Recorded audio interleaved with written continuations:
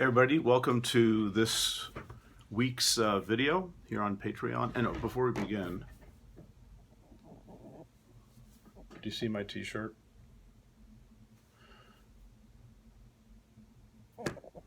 It's as if somebody looked deep into my soul and said, what kind of a t-shirt can we make for Pete? Well, that's it. My sister got me that for my birthday, so wonderful. Anyway, I'm wearing this a lot. Hate salad.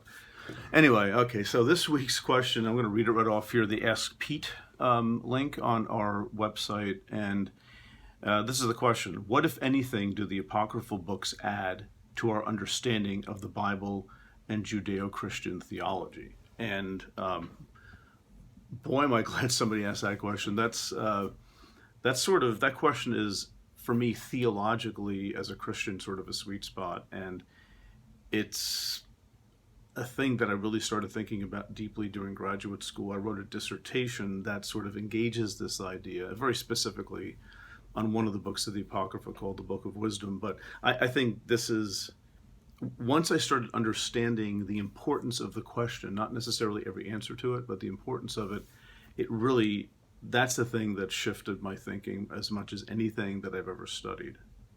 That's just me.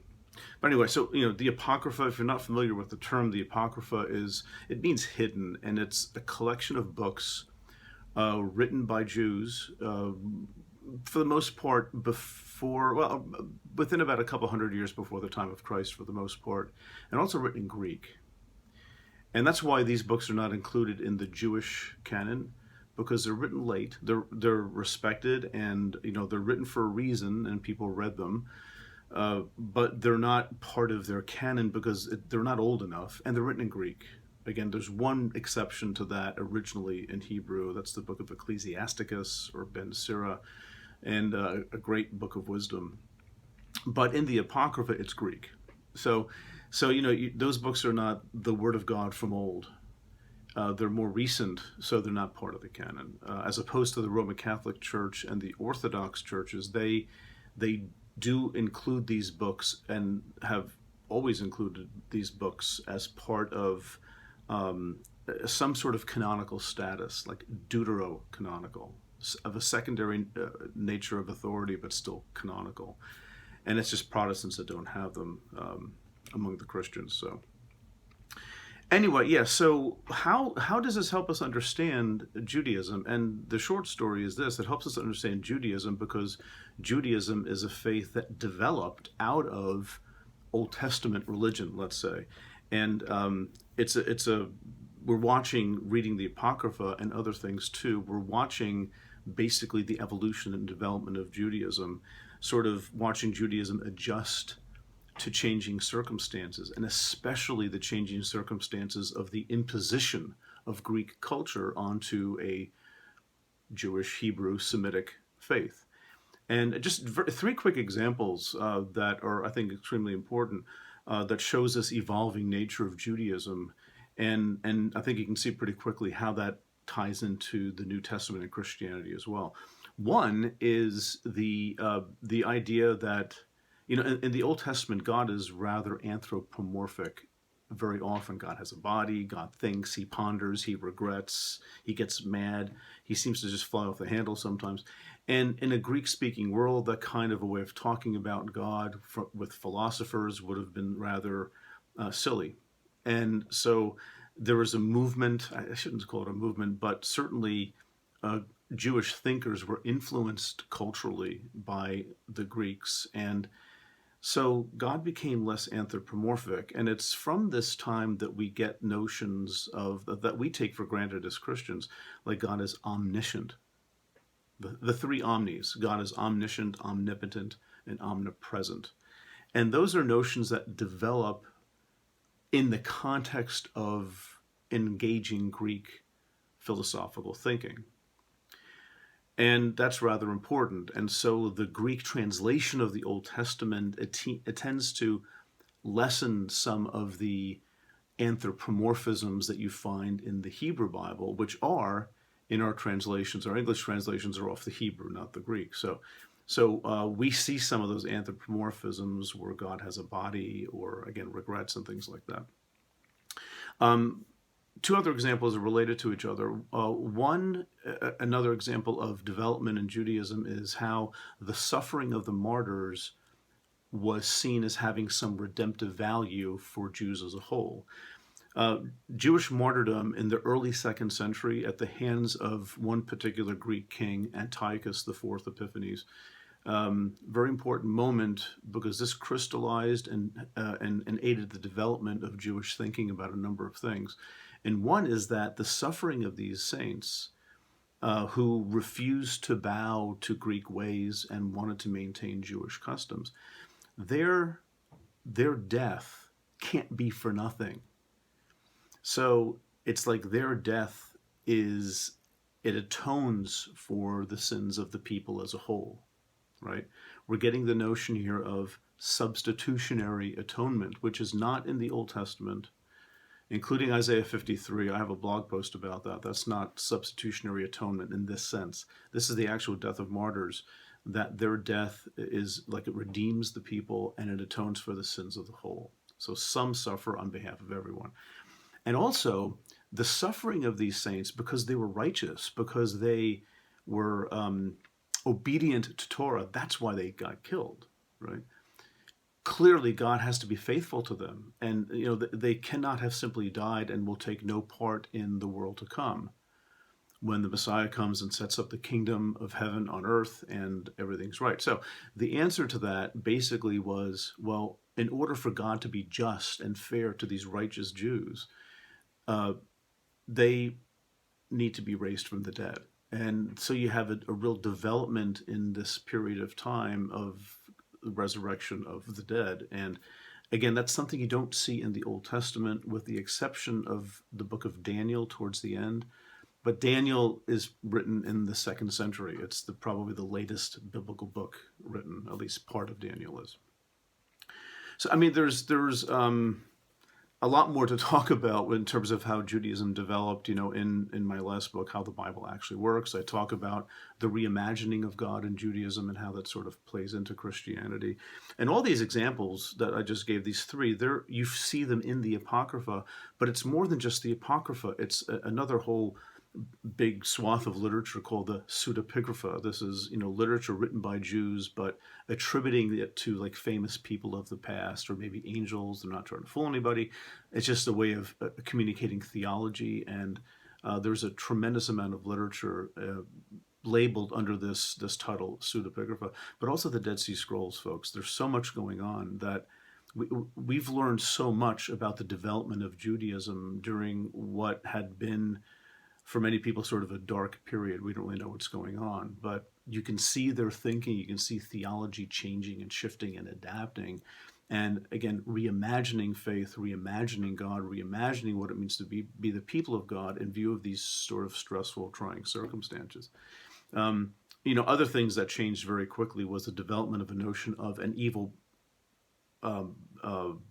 supernatural being, the devil, Mastema, he's Beelzebub. There are different names, but that's not an Old Testament idea. That's a Second Temple idea. That's an intertestamental idea. That's a post-exilic idea. Also, angels. Of course, there are angels in the Old Testament, but during this period of transitioning in Judaism, you see basically a heightened angelology, as they call it, where angels become very important messengers for people. Think of the birth narratives in the New Testament of Jesus, right? The angels announcing things. That's very much a Second Temple Jewish intertestamental kind of idea. And also law is very, very big. Law is central to Judaism, and they took it seriously, but they also realized that some laws are very vague and may not really apply very well. So they had to start doing a lot of thinking, creative thinking about what does it mean to keep the law? What does it mean to keep the Sabbath in our world, in our context? And that develops into what's called a halakhic tradition, which has to do with just thinking about the law and trying to walk in the ways of the law, realizing you might have to adapt. And that becomes crystallized in the Talmud, the Talmudic tradition. So all this stuff owes its existence to developments in Judaism after the exile. So like late 6th century, 5th century, and through to the time of Jesus and even beyond, where Judaism adapted to continue. And those things certainly paved the way for the New Testament and for New Testament theology. For example, I think it's very common for Christians to think of God in terms of the three omnis: omnipresent, omniscient, and omnipotent. But we don't always realize how much we owe that kind of thinking to Greek influence on Judaism in the centuries before the time of Jesus. Those things aren't really so much in the Old Testament as they are theological developments arising out of the Old Testament in engaging, again, the culture of the time. And of course, the death of martyrs and the resurrection of martyrs, that's very much a New Testament idea, although there it's focused, of course, on Jesus primarily, at least Jesus first. And the twist of the New Testament, one of several twists, is that God actually participates in the suffering and in the rising, because he's connected somehow with Jesus in some mysterious way. We call the incarnation, the God-man, and things like that. So the real twist is that the God participation, but also that for Judaism, the resurrection of the dead is something at the very end, but for the New Testament, it is a thing that's already happening now because Jesus was raised, and your turn will come later, but you're connected to this, and you're sort of living the resurrection life now. That's how Paul understands this. But those ideas are, when Paul talks about how Jesus' blood is an atoning sacrifice, like in Romans chapter 3, Paul's not the first person to think that way about the death of a righteous one on behalf of the whole community. That's my point. So anyway, this is just, we're scratching the surface. Obviously, this could be a 50 million hour series on the importance of this literature for understanding both Judaism and Christianity. And just to leave you with one thing here, this is an analogy I heard 20, 25 years ago. It stuck with me. I use it with my students a lot. Think of the Old Testament as a train. And one of these old style trains you might see in movies where trains are going through the backcountry of India or something like that, and they have a luggage rack on top and all the luggage is piled up on top. But imagine this train, and that train's the Old Testament. It goes through a dark tunnel. And when it comes out the other side, it's clearly acquired more luggage on top, and maybe some things have been painted, and maybe some things have been changed a little bit, maybe more people are on it, or that sort of thing. The point is that the tunnel in this analogy represents this intertestamental period, where by the time you get to the New Testament and you look at how the train went into the tunnel and how it's coming out of the tunnel, you're clearly dealing with something different. And each year with my students, I try to highlight this by giving them a list of terms. I'll read some of them off to you. I won't read all of them. But terms that they know, that they've heard, that are all over the New Testament, but they all have one thing in common. They're either not found in the Old Testament at all, or if they're found there, they're minor issues and are not really developed and come to mean something very different in the New, such as baptism, a centurion, crucifixion, denarius, the devil, exorcisms, hell. The terms Jew and Jewish, those are developments after the Old Testament period. The notion of Messiah, the word's in the Old Testament, but it doesn't mean there what it came to mean for Judaism and for the New Testament. A parable. Pharisees, Sadducees, zealots, Essenes, things that would come up with the New Testament. A rabbi, a Roman, a Samaritan. You don't really have Samaritans in the Old Testament.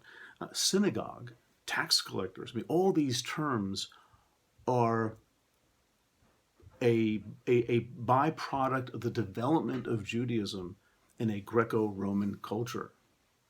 And those developments were not cut off once Greco-Roman influence ended. It kept on going, and it still is going today.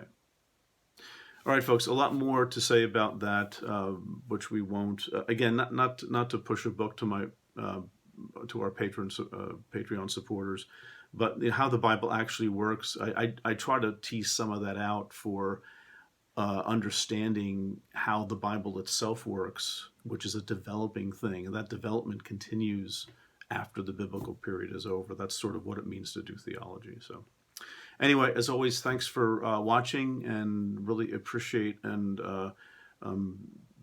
very just deeply appreciative and moved by your participation with us and helping us do the things that we love to do. And hopefully you love what we do. So thank you so much, and see you soon. Bye.